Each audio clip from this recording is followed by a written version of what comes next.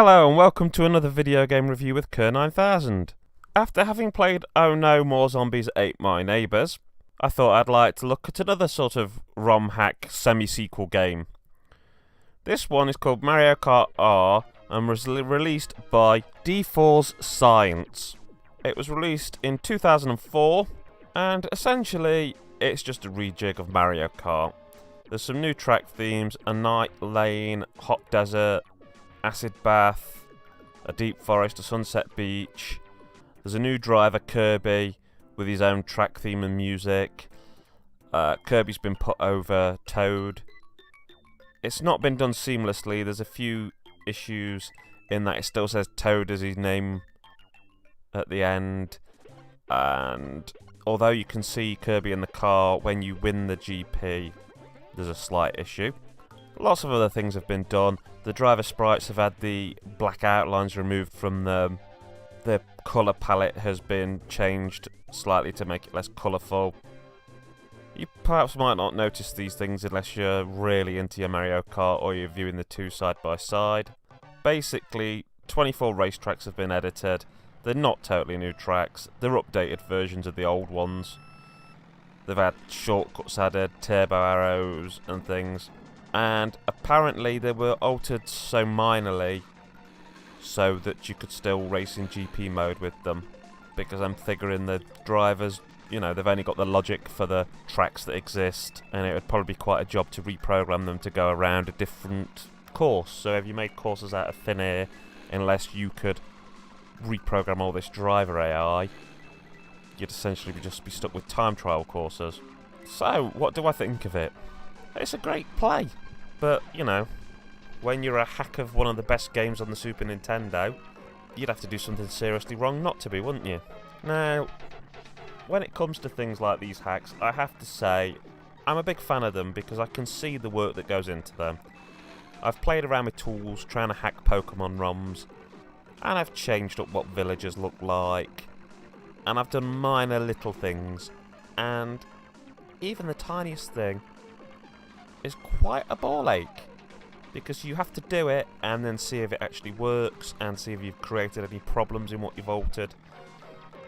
And the truth is that most people will sit around and criticise a game or go, oh, wouldn't it be great if somebody made a Splatterhouse 4 that's just like the other games, looks the same, they could use one of the old engines. But most of us never have enough talent to ever do that. And even if you did have the talent, there's a lot of time goes into them. You know, I have to admit, I really enjoyed playing this. And it does make me think I wouldn't have minded a second Mario Kart on the SNES made by Nintendo that was just reworked tracks and different characters. And it would have been a lot easier for them, having the code and everything. But sometimes I don't know why Nintendo don't get in touch with some of these people. You know, a bit of spit and polish from Nintendo sorting out the things this guy found hard, and they could sell this. And I know they're going to go, oh, we don't want to profitise off people hacking our games and ruining this games and blah blah blah. But I bet you this video is hit with a copyright and then becomes monetised by Nintendo. So that, I mean, it's not going to make money. I don't monetise my own videos. I see it as a hobby. I don't like trying to see YouTube as a money-making thing. But if this film video got viewed 1 million times, I bet Nintendo would happily cash the cash off of it. And they wouldn't care about the effort I'd made or the effort the guy had made hacking. Oh, it's their Mario Kart, so everything belongs to them no matter what. Well, if I was to give this a score like a proper game, I'd probably give it an 8 out of 10. On reflection, I prefer the original Mario Kart, but this is a good little bit extra on the side.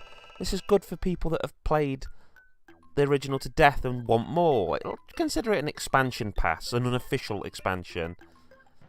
And if you have an Everdrive or a hacked SNES Mini, or even emulation, I'd strongly recommend you get a hold of it. I kind of wish I knew a way to give the creator a proper, you know, bit of respect and salute in the unlikely event he ever watches this. Thanks for the fun, man.